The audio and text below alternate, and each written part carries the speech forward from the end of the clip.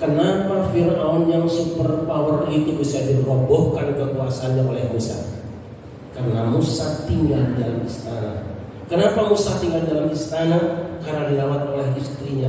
Kenapa dirawat istrinya? Karena Musa ditemukan oleh Satpol PP di pinggir kali.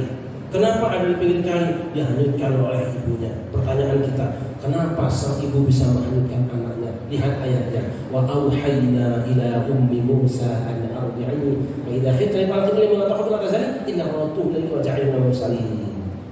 Kami wahyukan kepada ibu Musa, susukan anakmu itu. Tapi jika kamu khawatir anakmu akan ketahuan Fir'aun, hanyutkan dia. Ibu mana yang tega menghanyutkan anaknya? Ibu mana yang rela melepaskan anaknya? Dia akan pilih tenggelam dirinya demi menyelamatkan anaknya. Kenapa ibu Musa melepaskan anaknya dihanyutkan di sungai? Dia sadar, wa auhayna ila ummi Musa, ini wahyu Allah yang saya patuhi. Jika ibu-ibu ingin punya generasi yang soleh dan solihah, satu caranya, jadikan Al-Quran sebagai rujukan dan tuntunan kalian merawat anak-anak kalian. Sallallahu alaihi Nabi Muhammad. Muhammad. Sebaliknya, kenapa Adam dan Hawa berantakan rumah tangganya? Karena Adam dan Hawa fanasya wa lam najid lahu azma, lupa dengan wahyu Allah supaya jangan bergaul dengan setan, malah dia terima pergaulan, malah percaya dengan iklan, jatuhlah dia. Tapi hamba Allah perlu perhatian minimal 3. Yang pertama, bahwa sekarang sudah musim orang membuat madu oplosan. Hati-hati. Madu 1 liter dicampur dengan air gula 1 ember. Ada juga madu ternak, saya tahu memang benar dia ambil dari pohon bunga, tapi pohon bunganya disiram pagi hari dengan air gula. Ini madu oplosan. Oplosan yang paling berbahaya kalau Al-Quran sudah dioplos dengan kepentingan politik. Maka umat akan keracunan, umat akan kencing manis, dan umat akan sempoyongan gara-gara ngaji tafsir yang dibumbui dengan kepentingan politik. Beda pilihan jadi kafir, beda pilihan dianggap munafik, beda pilihan dianggap tauhid. Ini adalah madu oplosan yang sangat berbahaya. Oleh karena itu, kalau kita kirim anak-anak kita mengaji, mau dikirim ke Jawa, pastikan bahwa pondok tempat kirim pendidikan itu pondok yang benar-benar tawon beneran. Kemudian yang kedua, tidak semua tawon itu menghasilkan madu. Ada tawon yang secara fisik lebih besar, bahkan dari jauh kelihatan dia tawon. Jamaahnya cuma sedikit. Biasanya rumahnya numpang di rumah orang. Orang Jawa nyebutnya tawon das. Rahasia. Tahu tawon das? Dari penampilannya sangat meyakinkan dia ulama. Dari jauh kelihatan karena pakaiannya sangat ulama. Tampilannya sangat keren, tidak ada yang menduga di orang awam. Tapi ternyata tawon das itu numpang di negeri orang, tinggal di rumah orang, kerjaannya ngantuk anak yang punya rumah. Dia tinggal di Indonesia, tapi dia ngebom di Indonesia, mengacaukan tatanan hidup umat Islam di Indonesia. Ini tawon das. Apa yang kita lakukan kalau ada tawon das? Kalau di kampung saya, biasanya tawon das hanya 2 pilihan, dikeprak atau diberongos pakai hati. Waspadalah yang seperti ini. Kalau ada rumah kosong suka dimasuki. Jangan pernah kosongkan masjidmu, jangan pernah kosongkan rumahmu. Tawon das nanti masuk ke dalam dan dia geser kamu. Maka saya bahagia hari ini bahwa masjid yang kita cintai, masjid yang tua ini dihadiri oleh orang-orang soleh segini banyak. Insya Allah masjid ini tidak akan kemasukan tawon das. Allahumma. Allahumma. Yang ketiga, kita diingatkan oleh Rasulullah SAW Kalau Nabi Adam jatuh dari surga gara-gara provokasi setan yang menggunakan ayat yang sama, cuma tafsirnya yang disimpangkan. Lihat di Quran, ma nahakuma rabbukuma 'an hadhihi asy-syajarati illa an takuna malakaini aw takuna minal khalidin. Wahai Adam dan Hawa, Tuhanmu tidak melarang kamu mendekati pohon ini. Aku tahu ayatnya itu memang tekstualnya seperti itu, tapi sebenarnya jika kamu makan buah ini, justru kamu akan jadi malaikat dan kekal di dalam surga. Lihat tafsirnya. Ayatnya sama, tafsirnya berbeda. Rasulullah SAW pernah berdoa, Allahumma barik lana fi syamina wa yamanina. Ya Allah, berkahilah untuk kami Syam kami dan Yaman kami. Lalu ada sahabat yang usul, wa fi najdina ya Rasulullah, berkenan Najd juga wahai Rasulullah. Rasul berdoa lagi, Allahumma barik lana fi syamina wa yamanina. Ya Allah, berkahilah untuk kami Syam kami dan Yaman kami. Sahabat tadi usul, wa fi najdina ya Rasulullah, doakan juga Najd wahai Rasulullah. Akhirnya Rasul mengatakan, hunaka zalazil, hunaka yatlu'u qarnu syaitan. Tidak, kalau aku tidak mendoakan kota Najd, karena dari Najd akan muncul gerakan pengacau ketenangan umat Islam, dan dari sana akan muncul tanduk setan. Hadisun sahihun rawahul Bukhari Ali bin Umar radhiyallahu anhu. Ini jelek-jelek besar hadis ya. Jadi Rasul pernah menyampaikan bahwa di akhir zaman nanti ada kelompok zalazil yang membuat kekacauan. Kemana saja kelompok ini datang, pasti ketenangan umat Islam akan terusik, ibadah umat Islam akan terganggu, kerukunan umat Islam akan menjadi rusak. Zalazil. Qarnus syaitan, apa itu tanduk? Tanduk itu benda yang menempel di kepala binatang. Dengan disebut tanduk saja sebetulnya orang itu sudah tidak pantas disebut dengan manusia, karena sudah ada tanduknya. Tanduk adalah persiapan yang sangat indah. Kadang-kadang kita mengambil tanduk untuk hiasan di rumah kita karena indahnya, sementara si pemilik tanduk itu sendiri tidak pernah menjadikannya sebagai hiasan. Dia gunakan tanduknya untuk menyakiti sesamanya. Artinya apa? Di akhir zaman ada kelompok manusia hafal Qur'annya, hafal hadisnya, tapi Qur'an dan hadisnya yang seharusnya melahirkan akhlakul karimah justru digunakan untuk menuduh buruk pada saudaranya, menyalahkan saudaranya, tidak memperbaiki amalnya. Asyaiton, apa itu setan? Setan adalah makhluk yang pernah menjatuhkan Adam dan Hawa dari surga. Sekarang digabung, tanduk setan.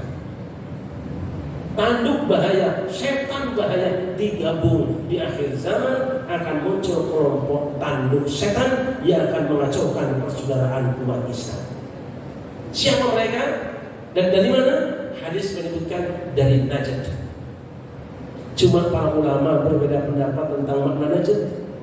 Ada yang mengatakan Najd itu ada dataran tinggi sekitar Irak.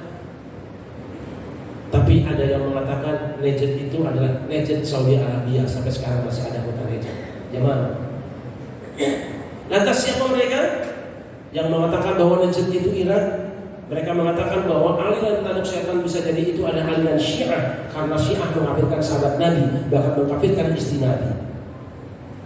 Yang mengatakan bahwa Najd itu adalah Saudi Arabia, mereka mengatakan yang dimaksud dengan tanduk setan ada aliran Wahabi. Karena apa? Hobi mereka membid'ahkan orang lain yang tidak paham dengan dirinya. Bukan urusan saya untuk menentukan mana yang benar.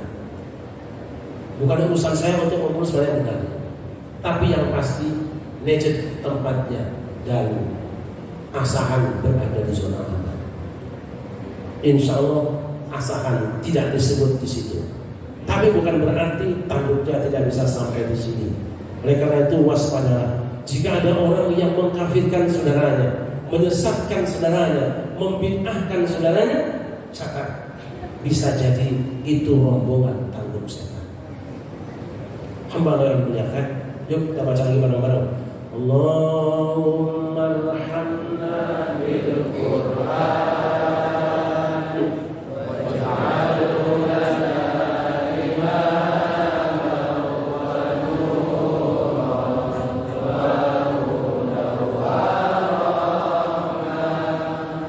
Amin.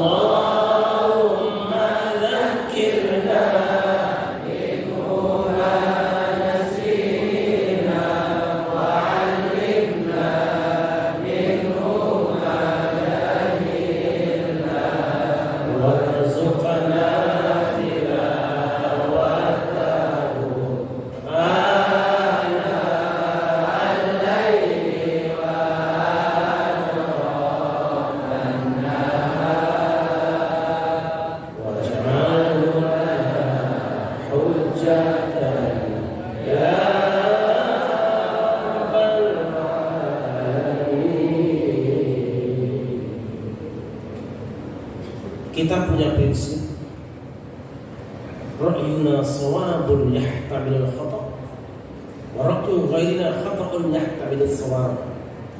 Pendapat kita yakini benar supaya kita semangat mengamalkannya, tetapi bisa jadi juga salah, sehingga jangan sombong dalam mengamalkannya. Wa ra'yu ghairina khata'un, pendapat selain kita yakini itu salah, sehingga kita tidak perlu mengamalkannya. Yahtamilus shawab, bisa jadi benar. Oleh karena itu hargai walaupun beda dengan kamu. Ini dia prinsip kita. Bukankah madu juga mukhtalifun alwan? Madu ada yang manis, ada yang pahit, ada yang asam, ada yang pedas, ada yang encer, ada yang sedang, ada yang kental, ada yang hitam, ada yang merah, ada yang coklat, ada yang kuning, ada yang putih. Tapi manapun madu yang kau minum, fihi syifa'un linnas, di dalamnya ada daya penyembuh bagi kehidupan umat manusia.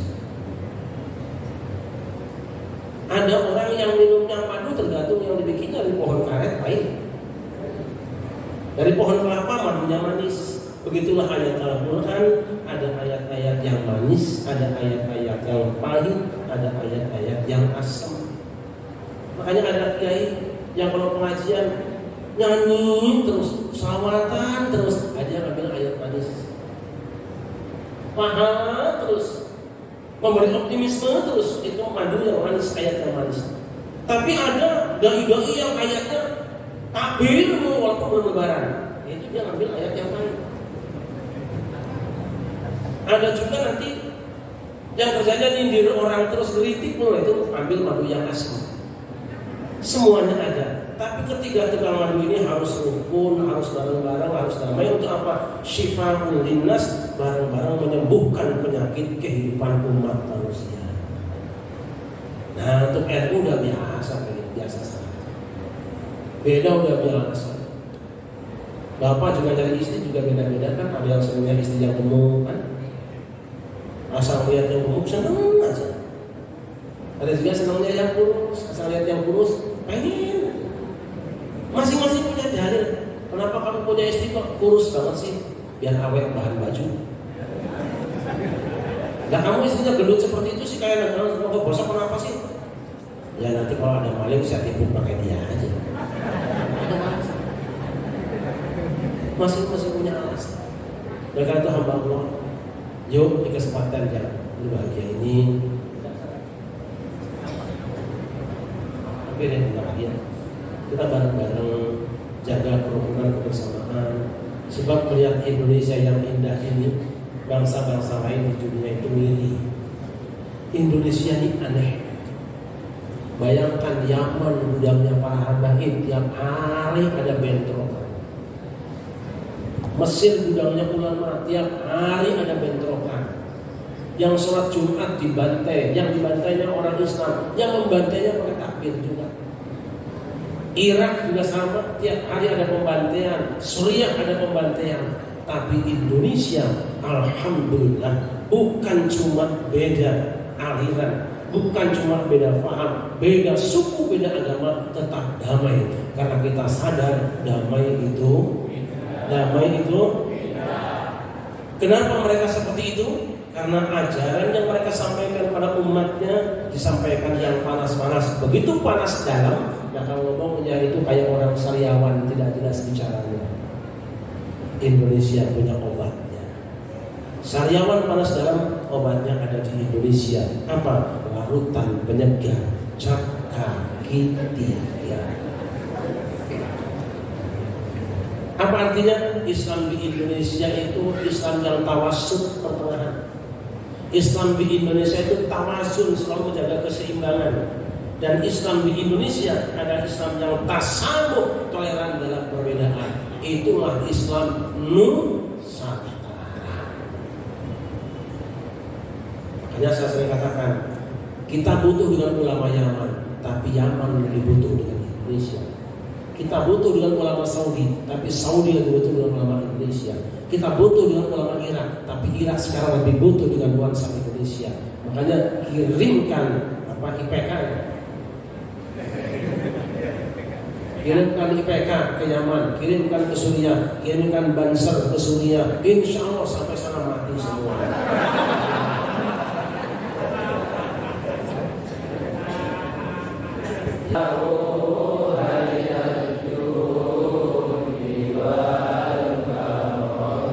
Demikianlah yang saya sampaikan, mudah-mudahan ada manfaat bagi kita semua dan memberikan kemaslahatan untuk kita bersama. Terima kasih. Kurang lebihnya mohon maaf. Assalamualaikum warahmatullahi wabarakatuh.